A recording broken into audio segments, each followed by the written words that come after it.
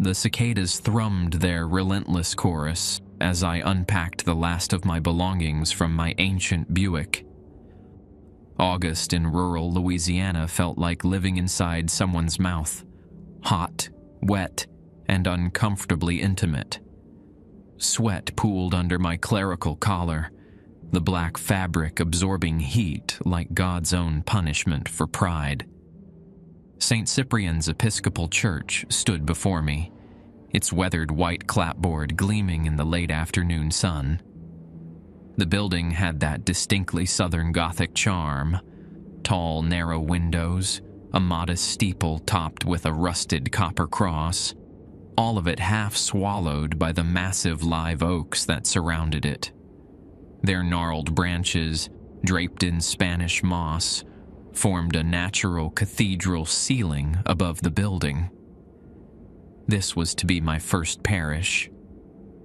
At 32, I was older than most newly ordained priests, my calling having found me late after years of teaching high school English in Baton Rouge.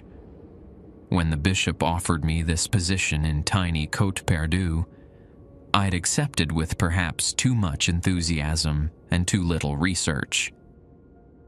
The church had been without a proper pastor for nearly 2 years.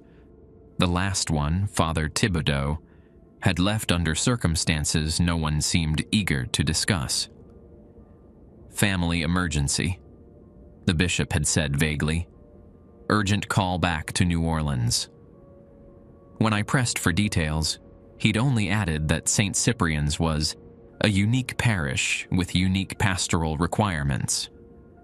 Mrs. Landry, the church secretary who'd met me earlier with a key and a tray of jambalaya, had been equally evasive. Father Thibodeau was a good man, she'd said, making the sign of the cross. Just wasn't cut out for our ways. Our ways. Something in her tone had raised the hair on my neck despite the heat. I carried the last box into the small rectory attached to the church's east side. The accommodations were modest, but comfortable. A bedroom, study, kitchen, and bathroom, all furnished with a mix of antiques and 1970s furniture. The walls were covered with faded floral wallpaper, water stains blooming in the corners of the ceiling like tea-colored roses. As I set the box down in the study, I noticed an envelope on the desk that hadn't been there when Mrs. Landry had shown me around. My name, Father Michael Sullivan, was written on it in spidery handwriting. Inside was a single sheet of paper, yellowed with age, containing a list of rules typed on what must have been an old manual typewriter. At the top, in bold capitals, were the words, "Sacred Rules of St. Cyprian's Parish Priest." Rule 1, always conclude Sunday services before 11:52 a.m. precisely. Rule 2, the back pew is reserved for the Trahan family, even when they are not in attendance. Rule 3, the door to the bell tower must remain locked at all times.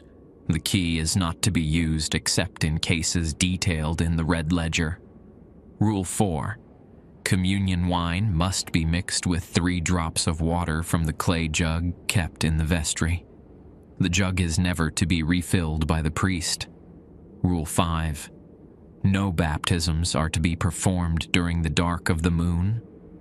Rule 6, if the altar candles extinguish themselves during service, conclude immediately with the prayer of St. Cyprian, then dismiss the congregation.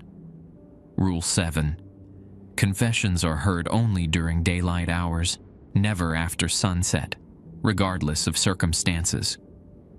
Rule 8, should you hear singing from the cemetery when alone in the church, do not investigate. Lock all doors, close all windows, and recite Psalm 91 until the singing stops. Rule 9, the third confession booth from the left is not to be used or opened under any circumstances. Rule 10, if a child presents you with a gift of a handmade doll, Accept it graciously, but do not bring it into the rectory. Leave it at the base of the cypress tree at the edge of the cemetery. Rule 11.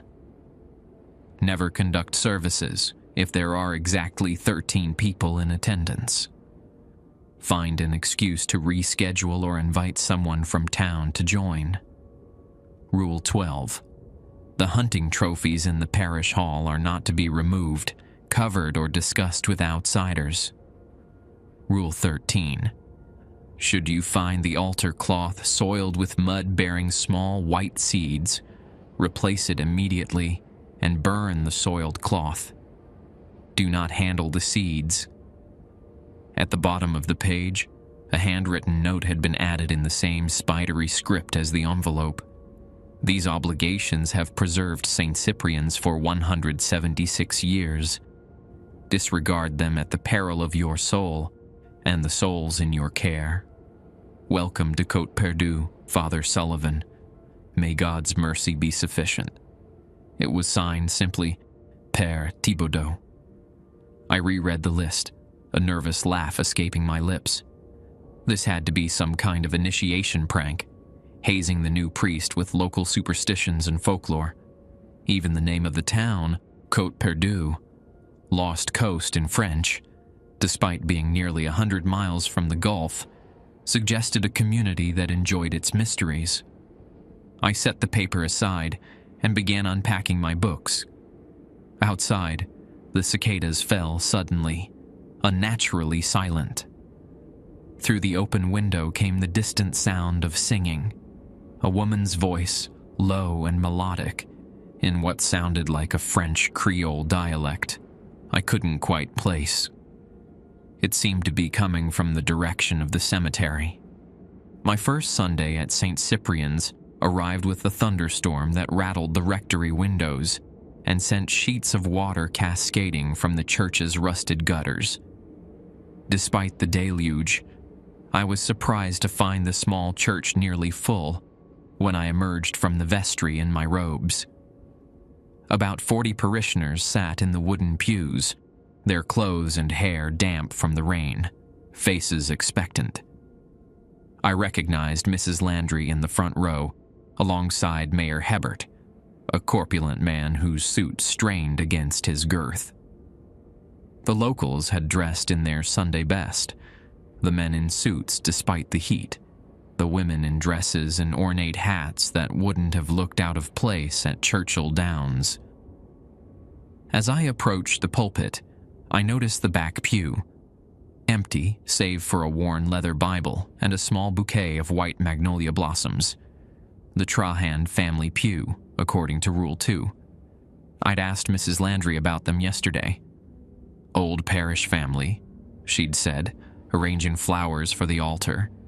Been here since before the church was built. They don't come much these days, but we keep their place. All of them moved away? I'd asked. Mrs. Landry had given me an odd look. Not exactly, Father. They're still around. She'd returned to her flowers, clearly considering the matter closed. Now, facing my congregation for the first time, I smiled warmly. Good morning and peace be with you. I'm Father Michael Sullivan, and I'm honored to join the St. Cyprian's family. And also with you, they responded in unison, their voices blending in the peculiar acoustics of the old church. I couldn't help but notice several parishioners glancing at wristwatches or the ancient clock at the back of the nave. Rule 1 echoed in my mind. Always conclude Sunday services before 11:52 a.m. precisely, an oddly specific time that I'd initially dismissed as superstition, but seeing the collective concern for the hour gave me pause. The service progressed smoothly through the liturgy. When it came time for communion, I retreated briefly to the vestry where the clay jug mentioned in Rule 4 sat on a shelf. It was clearly ancient, unglazed clay the color of Mississippi mud, decorated with symbols that didn't look particularly Christian, more like voodoo sigils, if my limited knowledge of such things was accurate. I hesitated only a moment before uncorking the wine and adding the prescribed 3 drops from the jug. The liquid that fell from the jug's spout was clear, but somehow seemed to catch the light strangely, refracting it in prismatic patterns across the vestry wall. The communion proceeded without incident, though I noticed several parishioners watching closely as they sipped from the chalice. Did they know about the water from the jug? Was this all some elaborate test for the new priest? As I delivered my sermon on community and new beginnings, a flash of lightning illuminated the stained glass windows, followed almost immediately by a deafening crack of thunder. The lights flickered, and in that moment, I noticed something odd about the back pew. A shimmer in the air above the empty seat, like heat rising from asphalt. When the light stabilized, it was gone. I checked my watch. 11:37 a.m. Plenty of time to conclude before the mysterious 11:52 deadline. As we move forward together, I continued, I hope to learn from each of you about the rich traditions of St. Cyprian's and...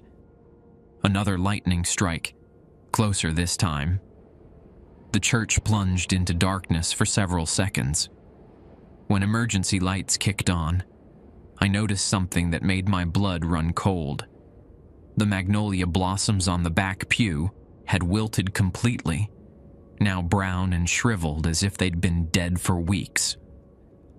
Beside them, the leather Bible lay open, though I was certain it had been closed before. I forced myself to continue, aware of the congregation's eyes upon me, sensing their unease. A sudden gust of wind battered the windows, and the large candles on either side of the altar flickered ominously. Rule 6 flashed through my mind. If the altar candles extinguish themselves during service, conclude immediately with the prayer of Saint Cyprian, then dismiss the congregation. I watched the candle flames with growing apprehension as they bent nearly horizontal in a draft that shouldn't have existed in the closed church. The electric lights flickered again, and in that moment, I could have sworn I saw additional figures in the back pew, shadowy outlines of people where none had been before. The candles steadied, much to my relief. I glanced at my watch again. 11:43 a.m. Let us pray, I said, concluding my sermon and moving toward the closing liturgy. The congregation bowed their heads, but I noticed several still watching the candles from the corners of their eyes. As I led the closing prayer, I became aware of a peculiar smell permeating the church, something like wet soil mixed with sweet decay, reminiscent of the bayou but more intimate somehow. It seemed strongest near the altar. I glanced down and froze mid-sentence. The pristine white altar cloth now bore a distinct muddy handprint, small, like a child's, with slender fingers that stretched longer than any human child's should. Within the mud, tiny white seeds caught the light like pearls. Rule 13. Should you find the altar cloth soiled with mud bearing small white seeds, replace it immediately and burn the soiled cloth. My hesitation lasted only a moment, but the congregation noticed. Mrs. Landry's eyes widened in alarm. Mayor Hebert half rose from his seat. "Father," he said urgently, gesturing at my watch. It was 11:49 a.m. I swallowed hard and switched to the prayer of Saint Cyprian, which I'd fortunately reviewed the night before, curious about our church's namesake. Saint Cyprian, righteous defender against the dark arts and maleficence, Intercede for us against all evil machinations and infernal dangers. Let no curse, hex, spell, or demonic influence corrupt this sacred space or the souls within it. As I recited the prayer, the handprint on the altar cloth seemed to darken, the mud becoming almost black. The white seeds began to move slightly, like rice in boiling water. I concluded the prayer and dismissed the congregation with shaking hands. Go in peace to love and serve the Lord. Thanks be to God, they responded, already gathering their belongings with unusual haste. The clock read 11:51 a.m. Mrs. Landry approached the altar as the others filed out, her expression grim. Without a word, she produced a clean altar cloth from a drawer in the communion table and gestured for me to step aside. I'll take care of this, Father, she said quietly, carefully folding the soiled cloth without touching the handprint. You should go to the rectory now. Quickly. But what's happening? What are these seeds? She glanced at the clock. 11:52 a.m. Not seeds, Father. Teeth. 3 days after my unsettling first service, I sat on the rectory porch, nursing a glass of sweet tea and watching fireflies rise from the cemetery like wayward stars. The evening was thick with humidity, promising another storm before morning. An accordion played faintly from somewhere in the village, the melancholy notes of a Zydeco tune drifting through the cypress trees. I'd spent those days researching St. Cyprian's history, combing through parish records that dated back to the 1840s. The church had been built by French settlers who'd broken away from a larger community after what the records obliquely referred to as the incident at Bayou Noir. The founding families, Landry, Hebert, Fontenot, Trahan, and others whose descendants still filled my pews, had established Côte Perdue as a place of refuge. But refuge from what? The records didn't say. The Trahan family particularly intrigued me. Their name appeared consistently throughout St. Cyprian's history, often in conjunction with unusual events. A notation from 1879 mentioned Madame, Trahan's intervention during the fever. Another from 1921 described young Claude Trahan's sacrifice for the parish's protection.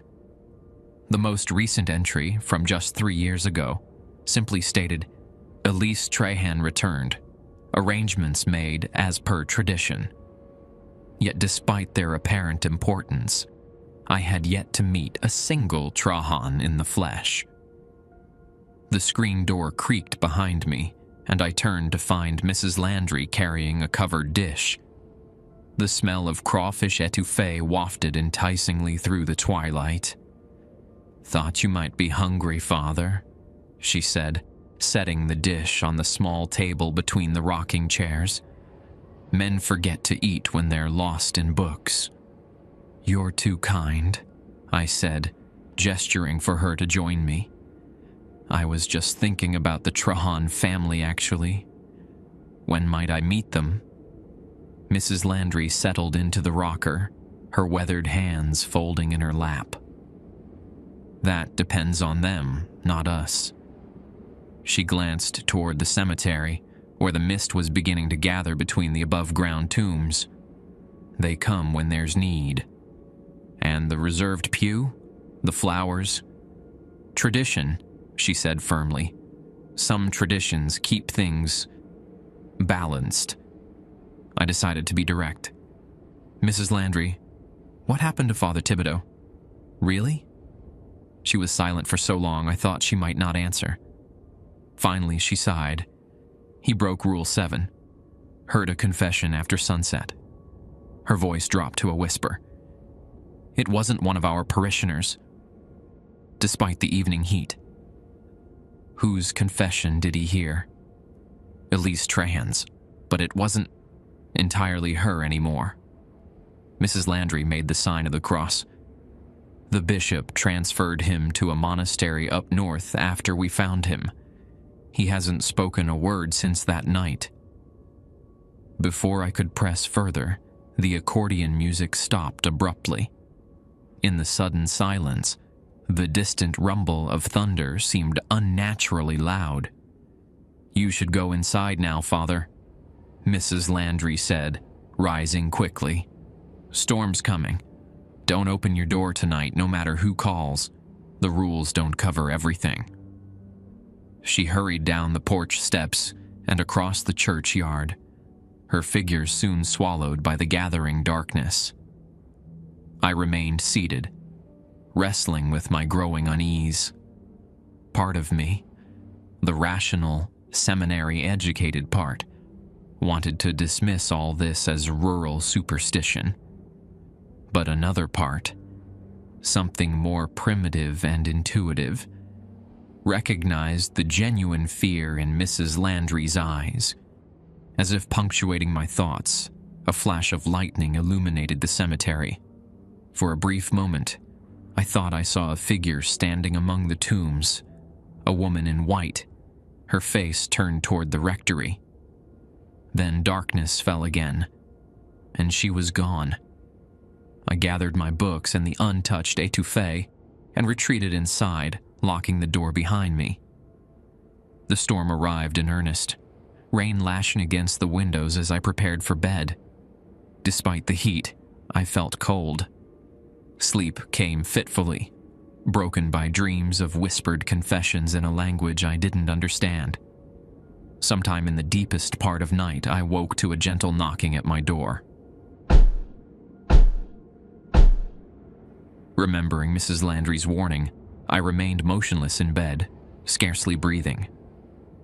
"Father Sullivan," a woman's voice, low and melodic, with a Creole accent thick as molasses. "I need to make my confession. Please open the door." I stayed silent. "I know you're awake, Father. I can help you understand this place, the rules, the real history of St. Cyprian's." Despite my better judgment, I found myself drawn to the door. My hand was on the knob when lightning flashed again, illuminating the crack beneath the door and the water seeping under it. Not rainwater, but something darker and thicker that smelled of the bayou. "Just open the door, Father Sullivan. Don't you want to meet the Trahan family? We've been waiting so long for a priest who truly understands." The doorknob turned beneath my hand, not by my action, but on its own, the lock clicking open. I stumbled backward, my heart pounding. "Our pew sits empty," the voice continued, now coming from directly outside my bedroom window. "But we never really left. Côte Perdue belongs to us. St. Cyprian's belongs to us." Thunder crashed directly overhead, and the power went out, plunging the rectory into absolute darkness. In that blackness, I heard the distinct sound of my front door opening, followed by footsteps in the hall, multiple sets, moving with an odd, dragging rhythm. I fumbled for my phone, using its weak light to locate the list of rules. Nothing about nocturnal visitors. Nothing about what to do when the locked door opens on its own. The footsteps stopped outside my bedroom door. The floorboards creaked as someone, or something, leaned against it. "Father Sullivan." A different voice now, older, male, with a rasp like dead leaves being crushed. "We missed church on Sunday. We'd like our own private service." The doorknob began to turn. In desperation, I grabbed my prayer book and rosary, backing toward the window. "In the name of the Father, the Son, and the Holy Spirit," I began, my voice trembling. A soft chuckle came from the other side of the door. "We are God-fearing folk, Father, but our God and yours, well, they have different appetites. The door opened a crack, and through it, I caught a glimpse of pale faces in the darkness. Too pale, with eyes that reflected the light from my phone like a deer caught in headlights. The smell that wafted in was the same sweet decay I'd noticed during Sunday's service. Suddenly, the church bells began to toll. Impossible, given the hour and the locked bell tower. 1, 2, 3. Steady peals that shook the rectory's thin walls. The figures in the hallway paused, their collective breath drawing in sharply.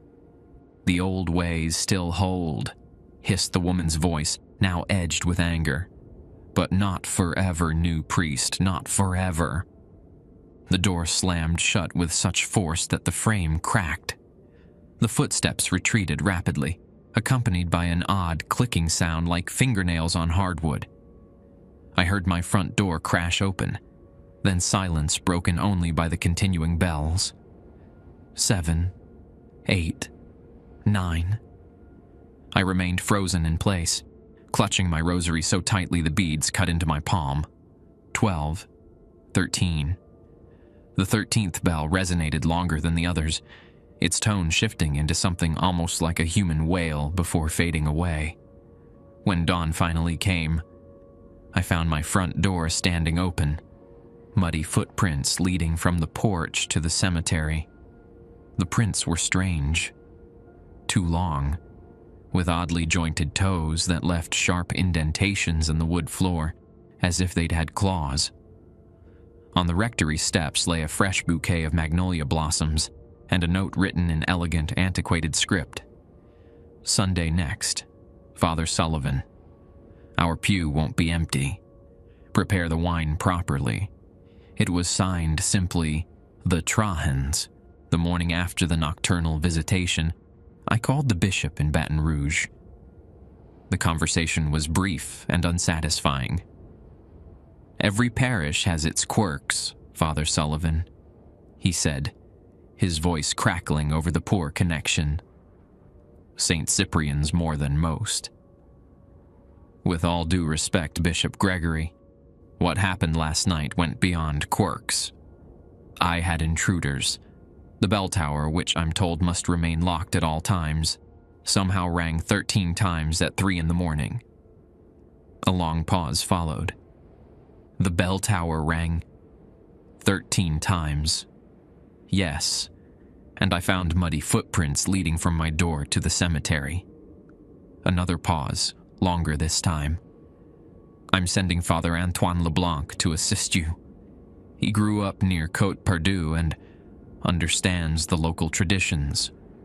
Until he arrives, follow the sacred obligations to the letter. But to the letter, Father Sullivan, and find the red ledger.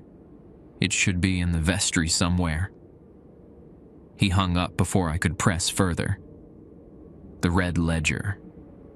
Rule 3 had mentioned it in connection with the bell tower key. The door to the bell tower must remain locked at all times. The key is not to be used except in cases detailed in the red ledger. I spent the morning searching the vestry, examining every drawer and cabinet. The small room was cluttered with decades of accumulated ecclesiastical odds and ends. Tarnished candlesticks, faded vestments, boxes of half-melted baptismal candles. No ledger. Mrs. Landry arrived around noon, carrying a pot of gumbo and a fresh loaf of French bread. Her eyes widened when she saw the vestry in disarray. "Spring cleaning already, Father?" "I'm looking for something called the red ledger. The bishop mentioned it." She set the food down carefully, her expression guarded. "That's been missing for some time. Father Thibodeau had it last." "And where might he have kept it?" Mrs. Landry hesitated. "Have you been up to the bell tower yet?" "The rules say it's to remain locked." "Yes, but you're the priest. Sometimes you need to check that everything's secure up there." She produced an ancient iron key from her pocket and handed it to me. just remember to lock it when you're done. And Father, don't linger after sunset." With that cryptic warning, she left me to my gumbo and my thoughts. I waited until the afternoon light was strong before climbing the narrow spiral staircase to the bell tower. The steps were worn smooth in the middle from generations of feet, though according to Mrs. Landry, the tower was rarely accessed. The incongruity wasn't lost on me. The air grew noticeably cooler as I ascended, carrying the musty scent of old paper and something metallic that reminded me of blood. At the top, a heavy wooden door secured with an iron lock barred the way. The key fit perfectly, turning with a reluctant groan. The bell chamber was small, just large enough for the massive bronze bell suspended from ancient oak beams. Dust motes danced in the sunlight that streamed through narrow windows on all four sides. The bell itself was older than I'd expected, its surface covered in Latin inscriptions and symbols that predated Christian iconography. Some looked almost pagan. Below the bell, a small wooden desk held a single book bound in faded red leather, the ledger I'd been seeking. Beside it lay a dead raven, its body desiccated as if it had been there for months, though I'd heard no mention of a bird in the tower. I approached cautiously, half expecting the bell to ring of its own accord. When nothing happened, I picked up the ledger, brushing dust from its cover. The leather felt unusually warm to the touch, as if it had been sitting in direct sunlight, though the desk was in shadow. The book's title, stamped in flaking gold leaf, read, Sanctus Obligationibus de Cyprian, the sacred obligations of Cyprian in Latin. I opened it carefully, the spine cracking from disuse. The first pages contained the same rules I'd already received, but with extensive annotations in different handwritings, presumably from previous priests. Beside Rule 3, someone had scrawled, "The bell keeps them at bay, but at terrible cost. Ring only in direst need." The following pages detailed the specific circumstances under which the bell might be rung, each more disturbing than the last. When the water in the bayou runs red for 3 consecutive days. When children in the parish report the same dream of a woman with hollow eyes calling them to the cemetery. When the Trahan tomb opens of its own accord. When the third confessional speaks without a confessor present. The final entry, written in a shaky hand I recognized as Father Thibodeau's, sent a chill through me. When she returns from the water, wearing the face of Elise Trahan. When she seeks confession for what can never be forgiven. Ring 13 times to bind. The roots must remain buried. The margin beside this entry was stained with what looked disturbingly like dried blood. I turned the page to find detailed instructions for a ritual to be performed in the event of the bell's ringing. A complex ceremony involving the communion wine, water from the clay jug, and herbs I'd never heard of. The ritual concluded with a prayer in a language that wasn't Latin, Greek, or any European tongue I recognized. As I read, the light shifted, the sun dipping toward the horizon. The tower grew darker, the bell's shadow elongating across the floor like a reaching hand.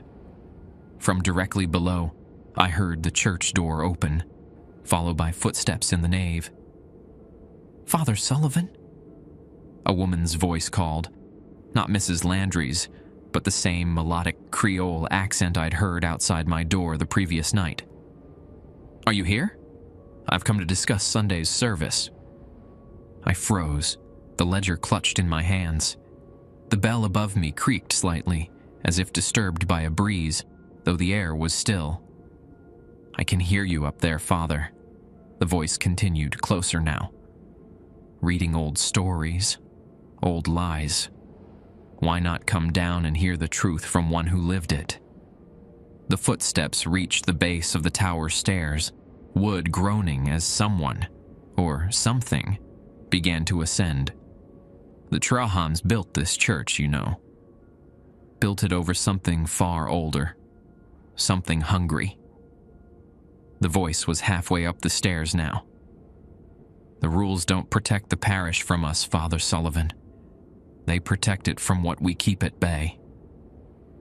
I backed away from the door, clutching the red ledger to my chest. The last light of day was fading rapidly, casting the tower into deep shadow. From my pocket, I produced the small vial of holy water I always carried, uncorking it with shaking fingers. Holy water won't help you, priest. The voice was just outside the door now. Nothing consecrated by your church has power here. This land was sacred long before your Christ came. The iron key, still in the lock, began to turn on its own. In desperation, I reached up and touched the bell, causing it to ring softly. Just a gentle tone, but it was enough. The key stopped turning. A sharp hiss came from the other side of the door, followed by a sound like nails scraping down the wood. Clever, the voice said, now tight with anger. But the bell is just metal without proper guidance. Do you even know what you're protecting? What sleeps beneath St. Cyprian's? I remained silent, heart pounding, as the presence outside the door seemed to consider. Sunday then, it finally said, the Trahan pew won't be empty. Prepare yourself, Father Sullivan, and do ring the bell properly next time, 13 times, as tradition demands. The footsteps retreated down the stairs, oddly arrhythmic, as if the person had too many or too few limbs for a normal gait. I waited until full dark before descending, the red ledger secured in my satchel. As I locked the tower door behind me, I noticed fresh scratches in the wood. 3 parallel lines that cut deep into the ancient oak, as if made by claws rather than fingernails. Back in the rectory, I pored over the ledger late into the night, piecing together the fragmented history of St. Cyprian's and the Trahan family. The story that emerged was disturbing. The original church had been built in 1847 over the remains of what the ledger called Le Temple Submergé, the submerged temple. The Trahans had been its caretakers, guardians of something imprisoned beneath the bayou floor. According to the ledger, the Trahans weren't entirely human, not anymore. Generations of communion with whatever lay below had changed them, marking them physically and spiritually. They maintained their position in the community through a pact made with the original priest of St. Cyprian's. They would contain what slumbered below in exchange for certain accommodations. The reserved pew, the special communion wine, the occasional sacrifice when the old hunger grew too strong. The last pages detailed the most recent crisis. Elise Trahan's return in 2020 after decades away.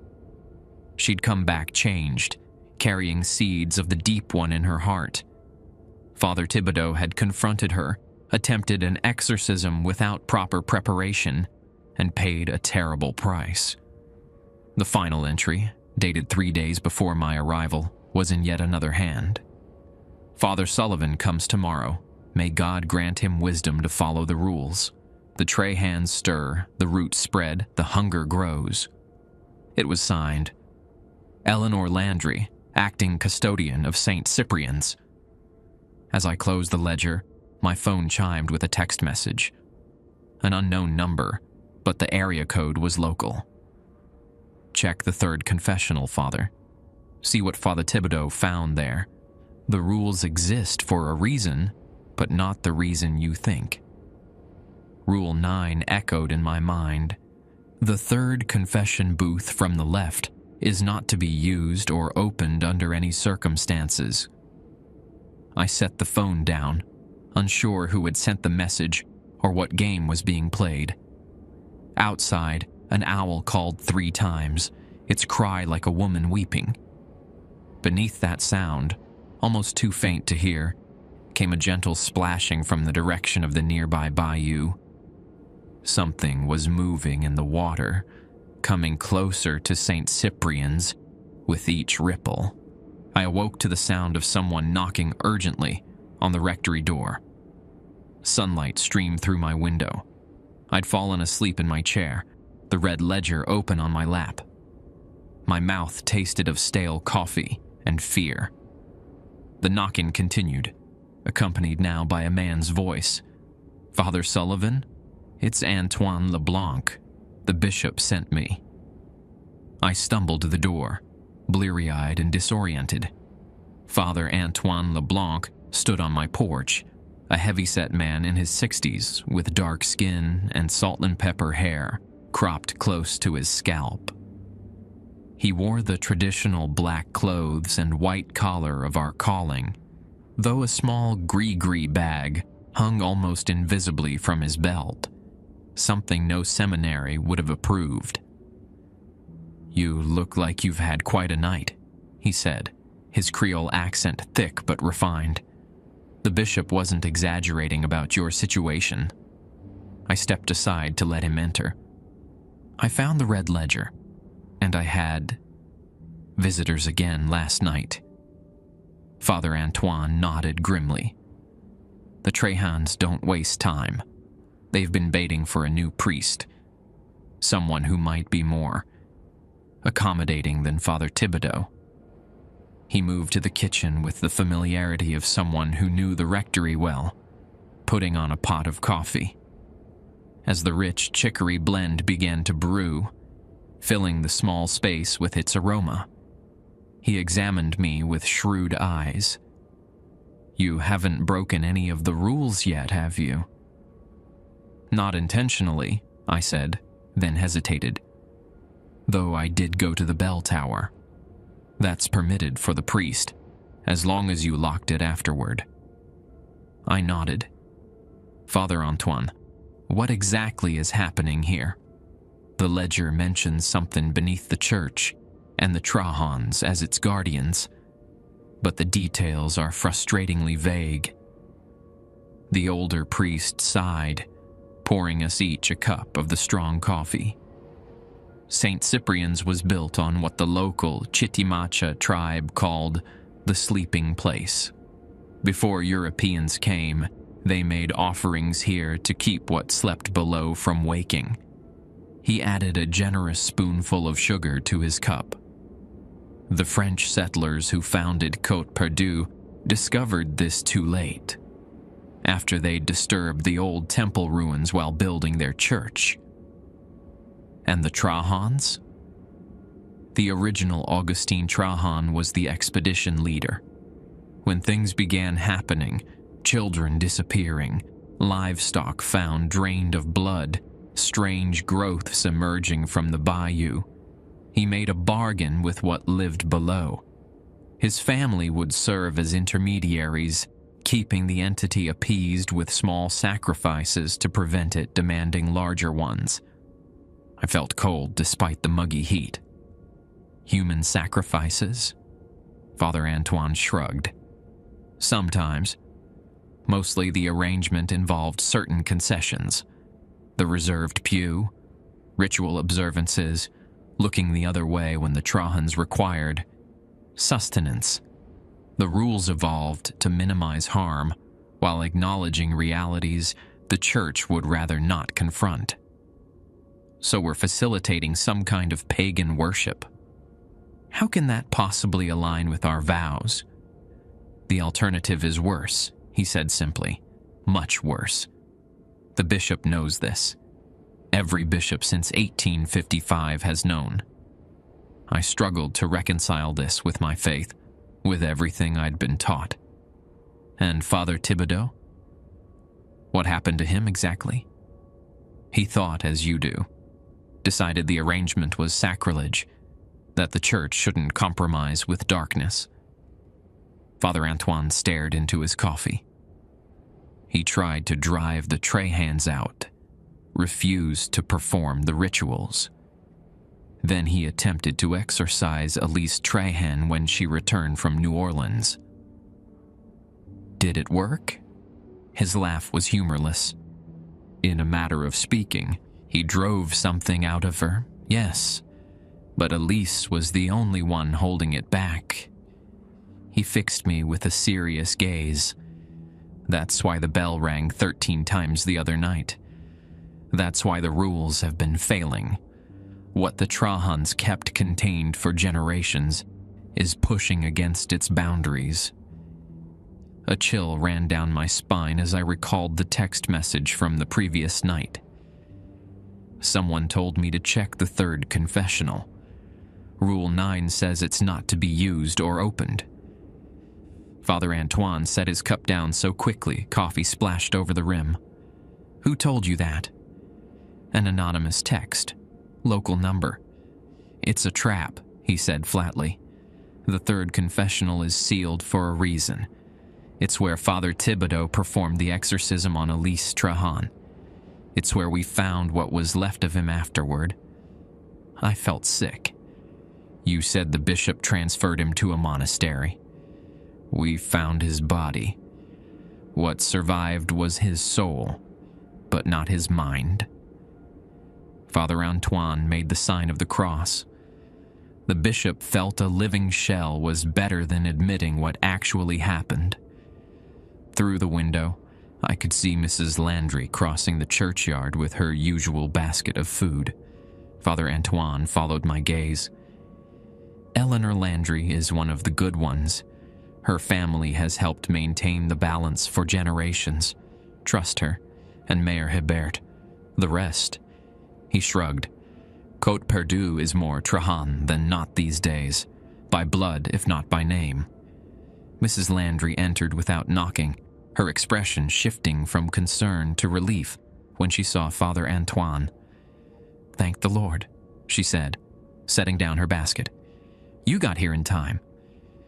Not a moment to spare, from what I hear, he replied, embracing her warmly.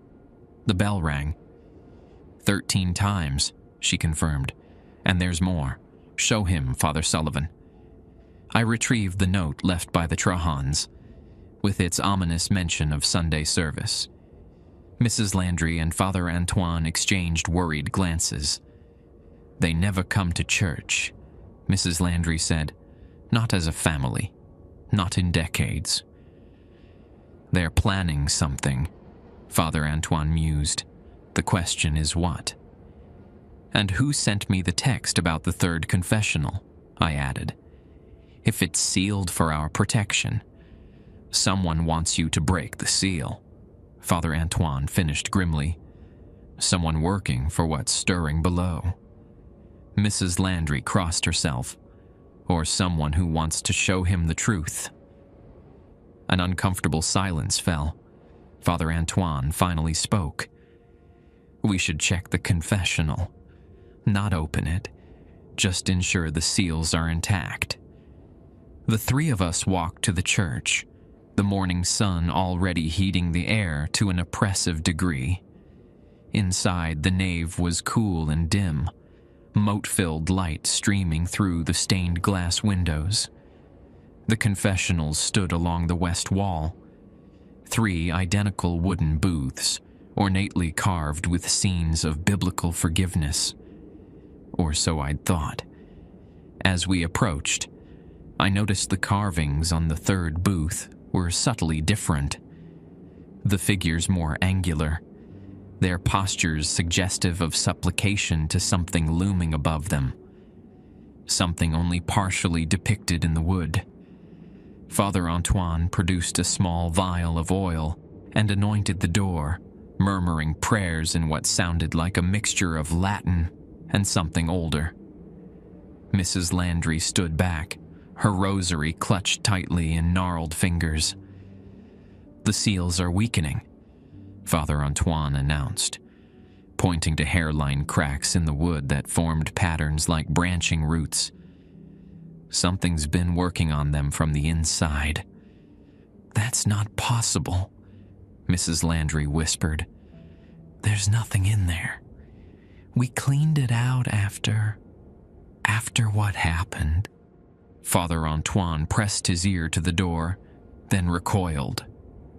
There's something in there now. As if in response, a faint scratching sound came from within the confessional, like fingernails dragging slowly across wood. We need to strengthen the seals before Sunday, Father Antoine said urgently, before the Trahans come.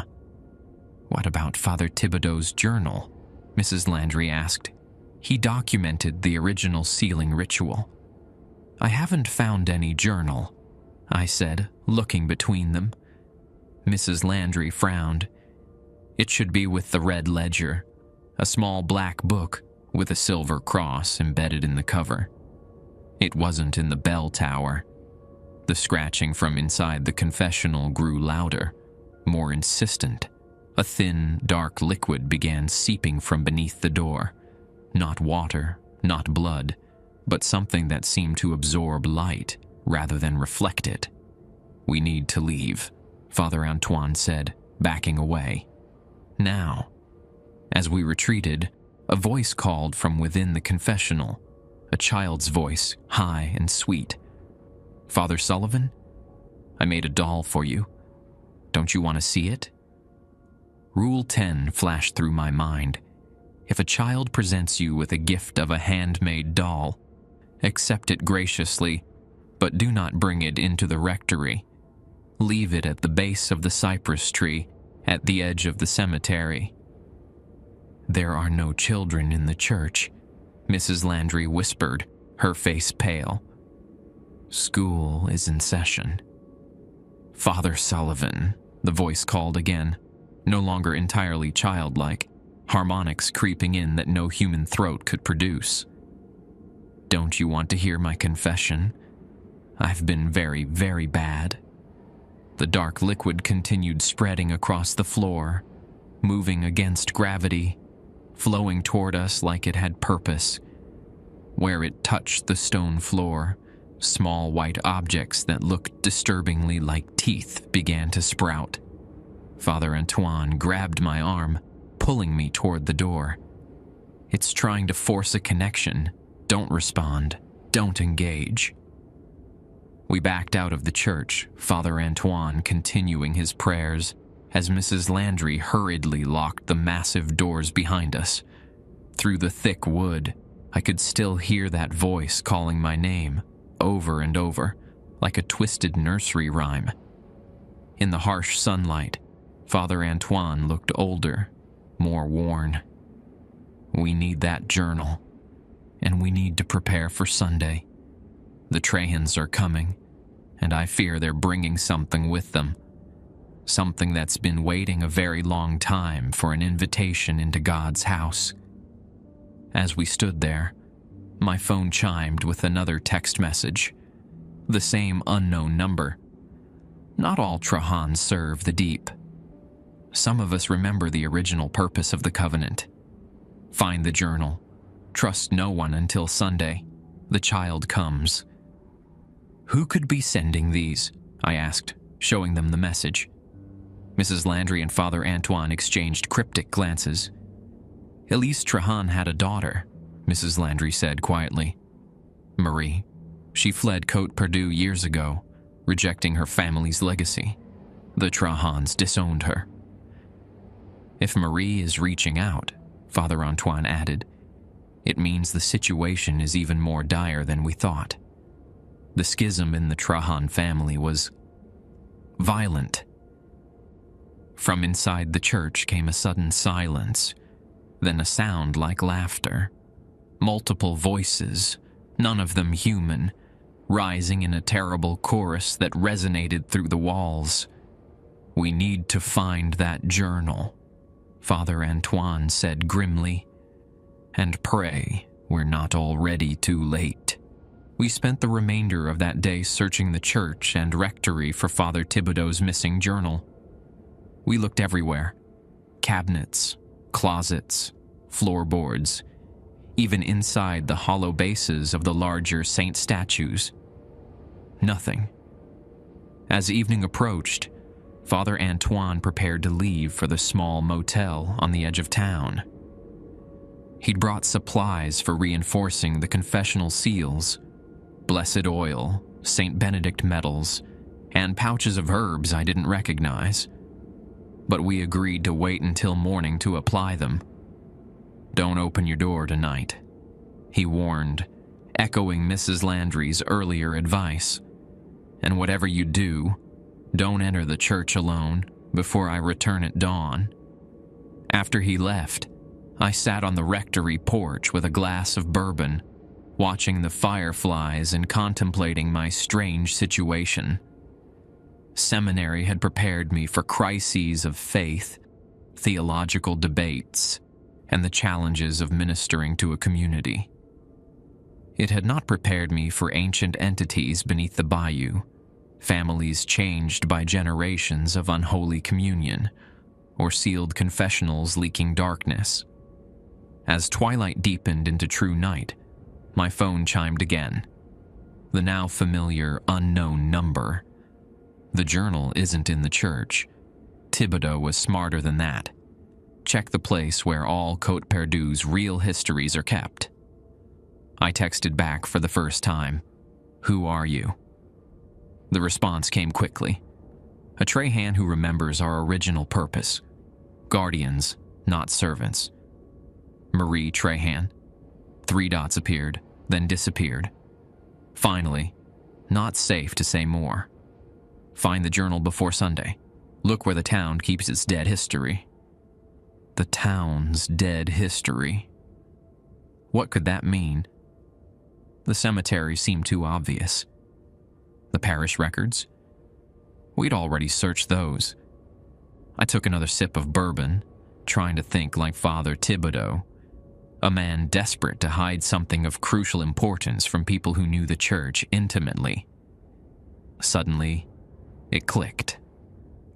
The Côte Perdue Historical Society, a small museum housed in what had once been the town's original schoolhouse, now maintained by a retired history teacher named Dr. Prejean.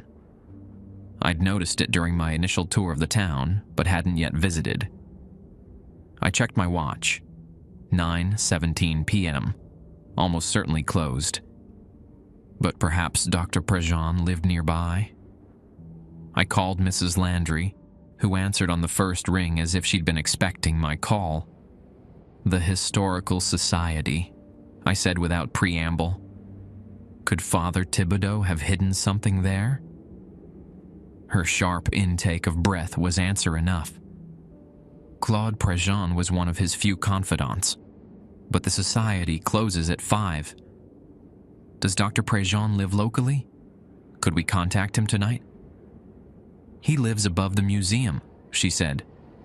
"But Father, it isn't safe for you to go out after dark. Not with things as they are." "This can't wait," I insisted. "The text messages, if they're really from Marie Trahan, she's trying to help us prepare for whatever's coming Sunday." Mrs. Landry was silent for a moment. "I'll drive you," she finally said.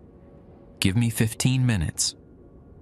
While waiting, I gathered what seemed like prudent protection: my vial of holy water, a small silver crucifix, and on impulse, the clay jug from the vestry. Rule 4 had specified using its water for communion wine. Perhaps it held other protective properties. Mrs. Landry arrived in an ancient blue Cadillac that had seen better decades. As I climbed in, I noticed the various protective charms hanging from her rearview mirror: crosses, saint medals, and items less recognizably Christian. "Folk traditions," she said, following my gaze. "My grandmother was a traiteur, a healer. Some things the church frowns on still have power here." We drove through Côte Perdue's darkened streets in silence. The small town had a different character at night. The quaint, Cajun charm, replaced by something older and less welcoming. Shadows seemed deeper than they should have been, and several times I could have sworn I saw figures watching from between buildings, their eyes reflecting our headlights, like those of predatory animals. The Historical Society occupied a white clapboard building on the edge of town, its windows dark except for a faint light on the second floor. Mrs. Landry parked across the street, engine idling. "I'll wait here," she said, fingering her rosary. "Knock if there's trouble." I crossed the street, acutely aware of how exposed I felt. The night was unusually quiet. No insects chirping, no distant music from the local bar, not even the normal sounds of the bayou. It was as if the entire town was holding its breath. I climbed the steps to the museum's front porch and knocked on the door. After a long moment, a light came on inside, and a wizened face peered through the window. The door opened to reveal a thin man in his 70s, with sparse white hair and thick glasses that magnified his pale blue eyes. "Father Sullivan," he said, not sounding particularly surprised. "I wondered when you'd come." "Dr. Prejean? I apologize for the late hour, but I need to ask you about Father Thibodeau." He glanced past me at Mrs. Landry's idling car, then up and down the empty street. "You'd better come in. Quickly now." The museum's interior smelled of old paper and furniture polish. Glass display cases contained the usual small-town historical artifacts: Civil War bullets, agricultural implements, sepia photographs of stern-faced founders. Dr. Prejean led me past these to a back room filled with filing cabinets and bookshelves. "Edouard Thibodeau was a troubled man when he left," Dr. Prejean said, closing the door behind us. "But he wasn't mad, no matter what the bishop might have told you. I'm looking for his journal, a black book with a silver cross on the cover." Dr. Prejean's eyebrows rose above his glasses.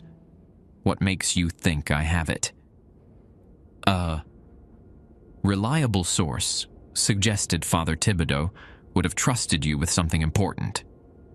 "Marie Trahan reached out, did she?" He smiled thinly at my startled expression.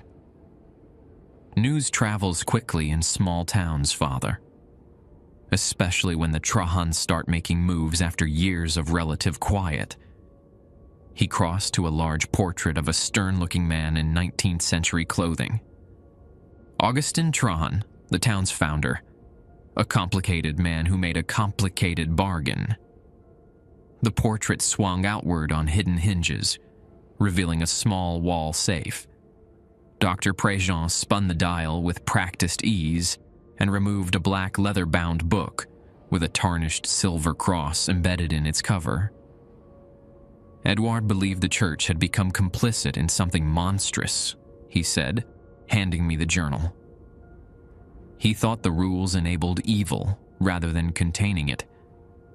He may have been right, but his approach was catastrophically misguided."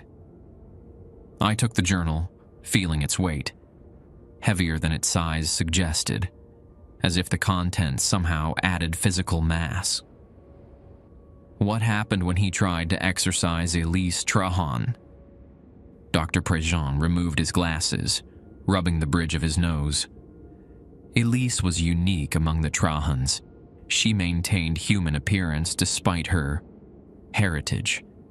She'd left Côte Perdue as a young woman, married a man from New Orleans, had a daughter, Marie. But her husband died mysteriously, and Elise returned changed.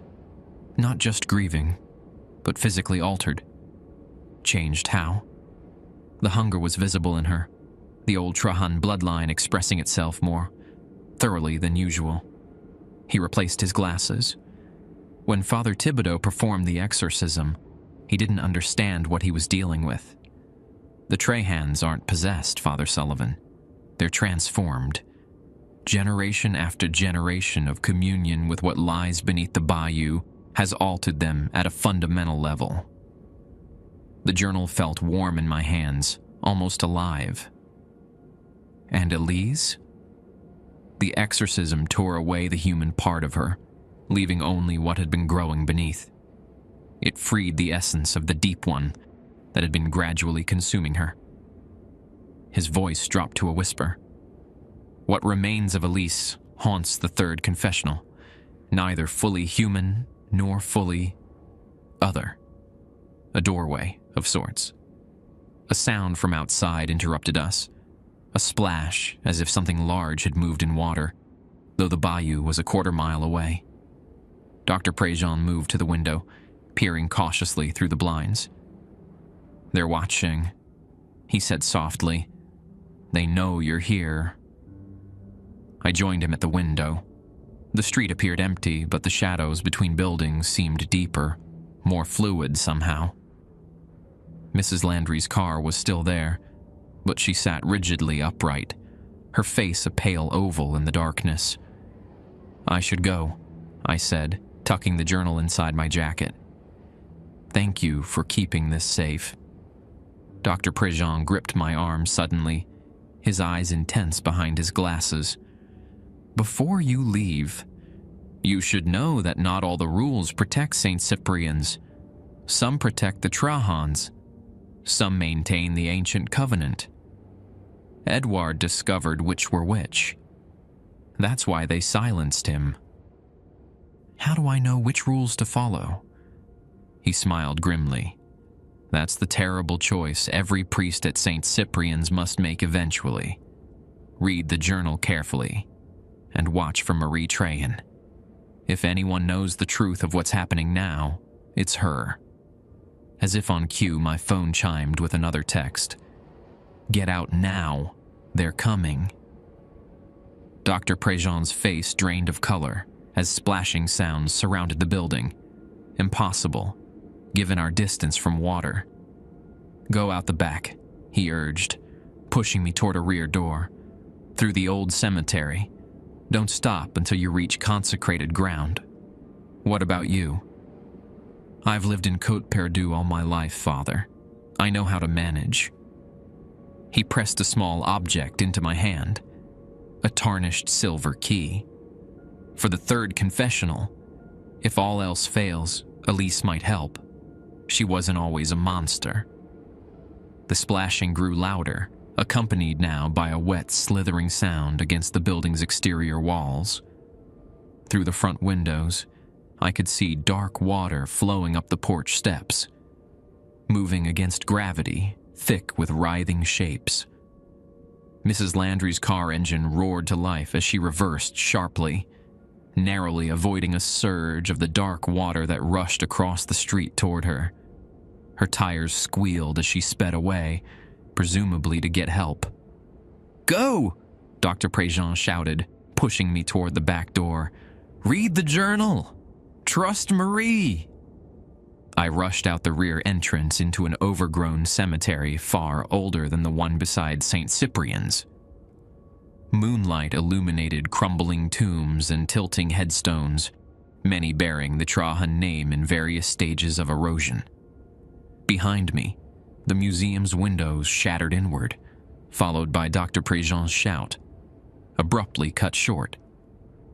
I ran through the cemetery, clutching the journal to my chest, pursued by sounds no human throat could make, and the constant, impossible splashing of water where no water should be. I fled through the cemetery, Father Thibodeau's journal clutched against my chest. Behind me, something splashed through impossible water, hunting me by the blood dripping from my injured leg. A woman emerged from the shadows, grabbing my arm. "This way." "Marie Trahan?" I gasped as she pulled me through unfamiliar back streets. She nodded, leading me toward St. Cyprian's. "Did you get the journal?" "Yes, but Dr. Prejean is either dead or worse," she finished grimly. We slipped into the church through a side door, Marie quickly lighting candles around the altar. She flipped through the journal, her expression darkening. It's worse than I feared. The seal is failing completely. What exactly lies beneath Saint Cyprian's? I demanded. Le mangeur des âmes, the soul eater. The Chitimacha called it the root that drinks. It's ancient, awakening cyclically to feed. She rolled up her sleeve, revealing a birthmark resembling twisted roots. Every Trahan bears this covenant mark. Most embrace the transformation it brings. I rejected it.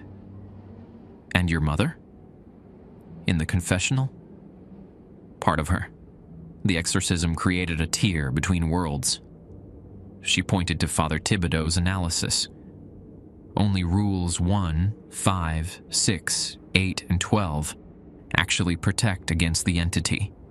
The others serve the Trahans or maintain their feeding covenant. Those dusty hunting trophies are protective. They're bound manifestations of the entity. The church itself forms a containment circle with specific anchor points. What happened Sunday? The Trahans are bringing my mother's remains to reunite with what's in the confessional, creating an anchor for the entity to fully emerge. We need to perform the binding ritual Thibodeau attempted. She showed me diagrams requiring 3 participants: a priest of St. Cyprian's, a Trahan by blood, and a mediator. Father Antoine cannot be trusted, Marie interrupted. The LeBlancs have been allied with the Trahans for generations. The church bell began to toll without human aid. They found us, she whispered. Outside, dark shapes converged on the church. Through the window, I recognized Dr. Préjean, Mrs. Landry, and Father Antoine, all moving wrongly, directing the others. Marie revealed a hidden door behind a vestry cabinet. The escape tunnel. It's our only chance. As the main doors splintered, I followed her into darkness, torn between flight and my sacred obligations to St. Cyprian's.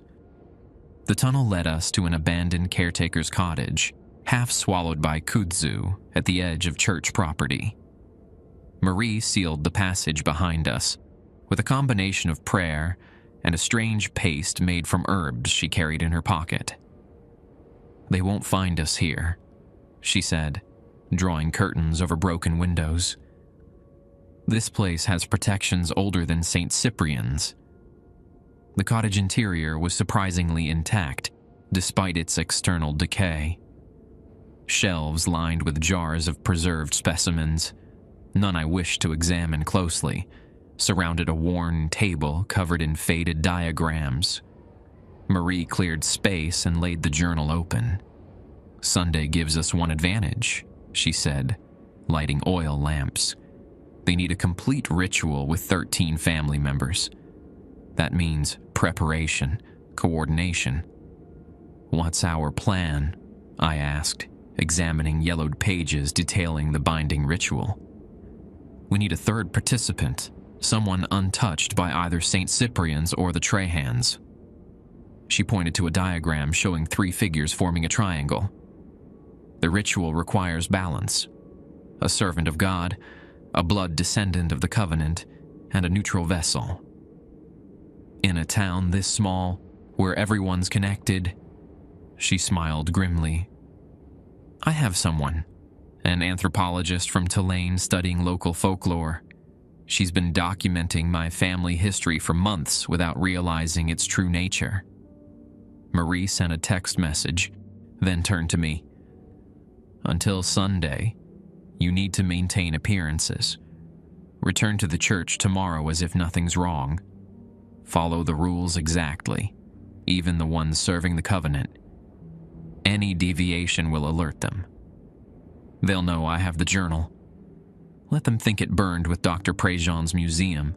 They'll be watching you, testing you, but they won't act before Sunday. The alignment is too important.